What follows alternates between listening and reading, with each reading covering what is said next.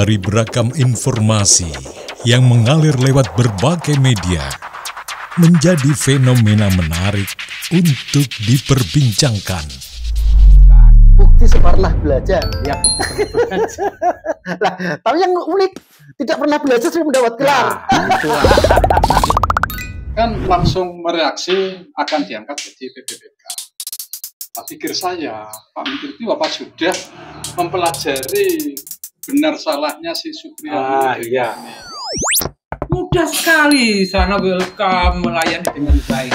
Tapi kan kadang-kadang ketika di sana disodori persyaratannya ini itu dan sebagainya, orang nggak mau pusing, kadang-kadang kita cari orang yang ngurus.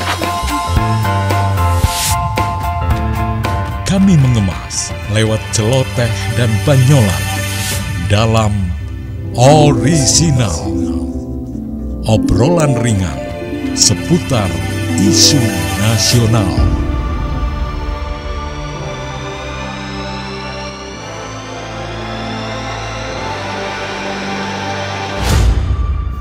Assalamualaikum warahmatullahi wabarakatuh. Waalaikumsalam warahmatullahi wabarakatuh. Sedulur ya sahabat gitu ya, sahabat sedulur Ya. sama aja. Kita ketemu lagi di channel Orisinal ini, obrolan ringan seputar isu nasional. Tentu kita ya tiap kesempatan mencoba melihat apa yang kira-kira di masyarakat kita lagi diperbincangkan, apalagi ya dikatakan sebagai isu nasional. Kita juga ingin ikut-ikut ngobrol-ngobrol di antara kita aja lah gitulah. Satu hal yang mungkin ini menjadi satu fenomena yang menggelitik saya. Tetangga itu kan seorang bos konveksi ya.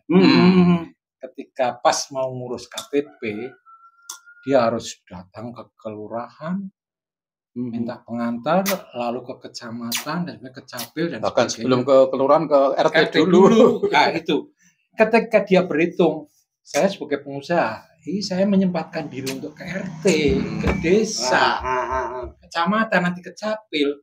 Itu berapa waktu itu ya dibutuhkan? Ya. Nah, ketika itu saya perhitungkan dengan kegiatan saya yang ketika itu tetap kerja, saya dapat penghasilan. Kalau saya bandingkan dengan saya dalam tanda kutip minta tolong seseorang yang katakanlah bisa nguruskan, dengan hanya sebegitu saya mendingan suruhan sama orang. Nah, ini satu hal yang saya katakan, ini termasuknya apa biro jasa, apa maklar ya, ini yang ngurus-ngurusin semacam ini. Itu baru KTP ya, belum hal lain lagi. Kadang-kadang orang ada yang ya pingin dengan jalan pintas, ya memberi upah, tapi dia merasa ya tidak harus muter-muter dan merasa mungkin dengan perbandingan lebih rugi gitu. Iya, betul.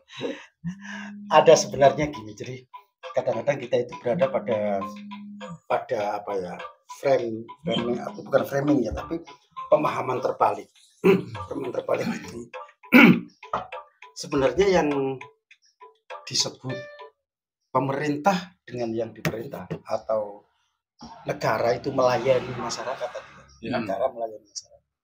Itu ada kepentingan-kepentingan administrasi yang sesungguhnya itu adalah kepentingan negara, bukan kepentingan saya sebagai masyarakat. Contoh namanya KTP, segala macam yang terkait dengan administrasi itu kepentingan pemerintah, negara, tentang data kependudukan. Iya kan? Tapi lucunya kita sudah dianggap bahwa ketika kita ngurus KTP, kita ngurus kartu apa, itu seolah kita yang punya kepentingan. Sehingga ya itu tadi muncul perwakilan kepentingan kita dilakukan, dialihkan kepada orang lain. Kalau sebatas kita perintah atau nanya kepada perintah pada orang, kemudian kita itu kan biro jasa, saya kira sah-sah saja lah, karena dia juga memampukan waktu.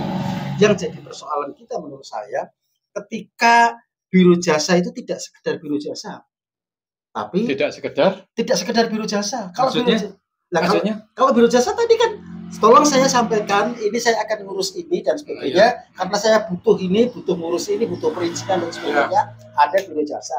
Tetapi biro jasa itu mestinya terpisah dengan institusi pemerintah.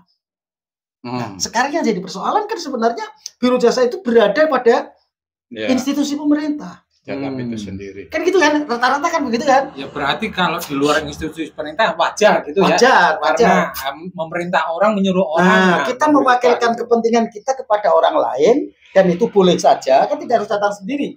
Kecuali kalau kita harus datang sendiri. Ya kan, ada kewajiban datang sendiri masalah. Tapi kalau kita tidak ada kewajiban datang sendiri, ya bisa saja kan lewat orang lain kan. Iya, itu ketika jasa semacam itu ya. Sekarang yang saya memang perlu acung 2 jempol itu adalah reformasi di PT KAI.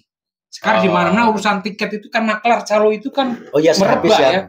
Betul ya. Itu seperti itu. Betapa sekarang korupsi KAI seperti itu. Lah itulah ketika istilahnya kita mampu secara terobosan teknologi dan sebagainya memberikan layanan yang terbaik dan menghapus untuk praktek-praktek percaloan itu kan oke sekali ya. Jangan terus maksudnya kalau sementara begini aja bisa jalan, nanti akhirnya Pak Mayo dulu muncul lagi. Ketika masih bisa dipersulit, kenapa dipermudah gitu ya? Lagi. Iya. Tapi mengubah itu ya sulit. Ya, susah Pak ya. Enggak, yang tadi dipersulit saja mau. Mengapa dipermudah? Mengapa dipermudah? Dipersulit saja mau. Coba sekarang kita mau bayar pajak. Sepeda motor lah katakanlah mobil. Bayar kan? Iya. Kenapa harus ditanya fotokopi KTP saja? Iya. Enggak usah lah pemane. Terus bayar uangnya masuk sana ya sudah. Iya. Karpe kene lan nek karpe kono apa kira? Kan dipersulit itu. Betul. Harusnya ini dan sebagainya. Jadi saya mengatakan dulu pernah saya sebenarnya satu hal yang agenda reformasi dulu itu kita kan dulu ikut-ikutan atau sebagai aktivis gitu ya. Ini gini. Jadi kalau reformasi di tentara, TNI, reformasi di Israel itu mungkin sudah bisa jalan. Meskipun akhir-akhir ini juga tersendat juga. Tapi yang paling susah itu ternyata perubahan birokrasi, perubahan reformasi pada birokrasi. Itu saya sebut dulu berjalan tapi sungkan. Yang sungkan itu orang-orangnya itu sendiri, yang ada dalam birokrasi itu sendiri, tidak mau merubah. Jadi tadi masih enak yang dulu kok kenapa? ya termasuk sebetulnya masyarakatnya juga pada sisi-sisi tertentu juga ya memang nggak mau sedikit agak repot gitulah. Ya. Misalkan ya, sebetulnya saya sendiri mencoba ke BPN ngurus perpindahan status hak milik. Mudah sekali sana welcome melayani dengan baik. Tapi kan kadang-kadang ketika di sana disodori persyaratannya ini itu dan sebagainya orang nggak mau pusing kadang-kadang kita cari orang yang ngurus gitu. Jadi kan itu kadang-kadang ya juga sisi mental masyarakatnya juga seperti itu. Padahal tapi persyaratan tadi wajar nggak kira-kira? Jangan-jangan nanti persyaratan memang dipersulit.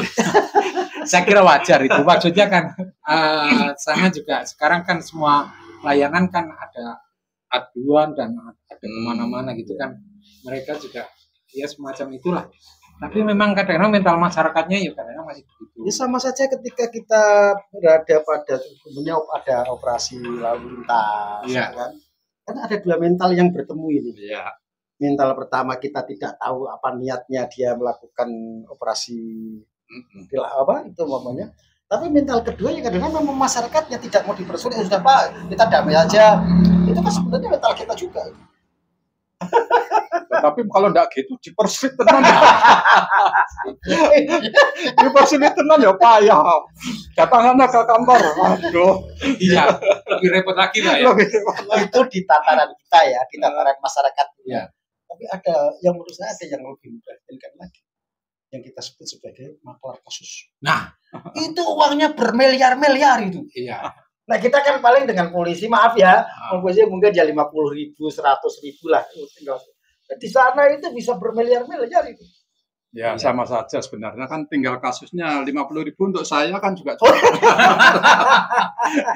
Nah sana 5 juta ya biasa lah. Ya tingkatan itu ya, itu tingkatan ke strata manusianya ya. Jadi itu termasuk apa ya kategori suap ya? Ya suap, ya macam-macam itu sebenarnya ya bisa saja. Kalau suap harus bertanya kiai.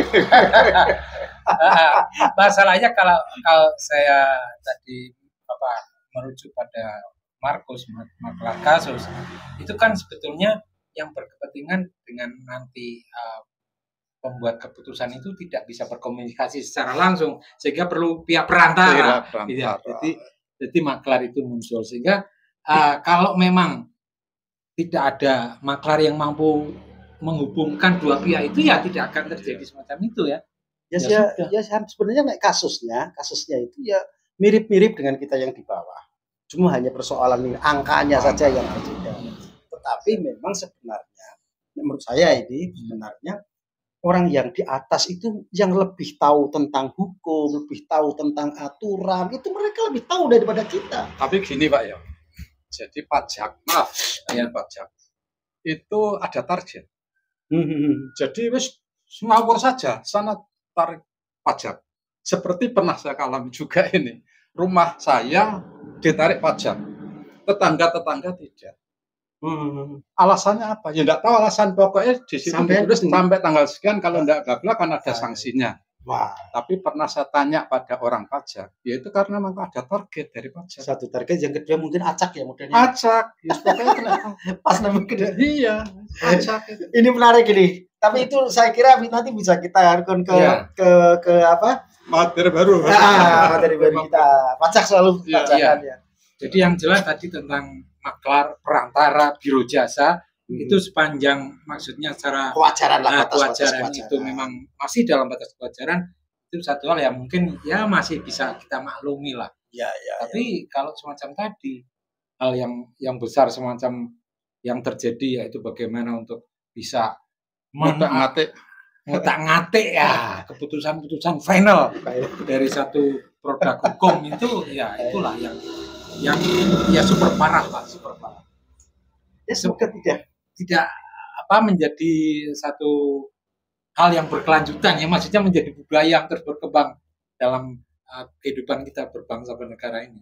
Semoga semuanya menyadari bahwa ketika terjadi hal semacam itu, ya mungkin ya harus disikapi untuk hal-hal yang bagi kita ini belum terlibat hal semacam itu, ya kita harus menata memposisikan diri, wah aku harus setuju nih ngono, aku udah cocok itu. Harusnya minimal kan nonton mentali dewi lah gitulah.